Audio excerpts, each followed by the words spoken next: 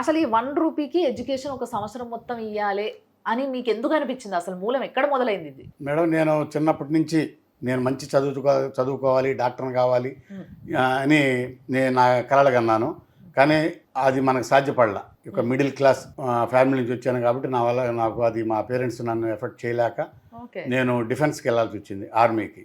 చదువు మధ్యలోనే ఆపేసేసి ఇంటర్మీడియట్ అయిన తర్వాత నేను డిఫెన్స్కి వెళ్ళాల్సి వచ్చింది. నాకు ఆ కోరిక అట్లే ఉండిపోయింది.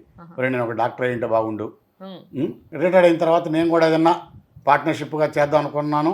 కానీ నాకు కొంచెం నేను రియల్ ఎస్టేట్లో కొంత డబ్బులు సంపాదించినాక ఓన్గా నేను అకాడమీ స్టార్ట్ చేయడం జరిగింది. ఫస్ట్ అకాడమీ చదివించాలి, చదువు చెప్పాలి అన్న ఉద్దేశంతోనే వేరే బిజినెస్ స్టార్ట్ చేశాను. అక్కడ కొంత సంపాదించిన తర్వాత కాలేజీ స్టార్ట్ చేయాలా, నేను కూడా ఒక ఎడ్యుకేషన్ ఇన్స్టిట్యూట్ పెట్టుకొని 10 మందికి చదువు చెప్పించాలి, వాళ్ళని మంచి డాక్టర్లను చేయాలనుకొని అకాడమీ స్టార్ట్ చేశాను. NEET academy, doctors VR doctors academy అని నీట్ అకాడమీ స్టార్ట్ చేశాను. 4 సంవత్సరాలు సక్సెస్గా 50% రిజల్ట్తో వాళ్ళని డాక్టర్ని చేయడం జరిగింది.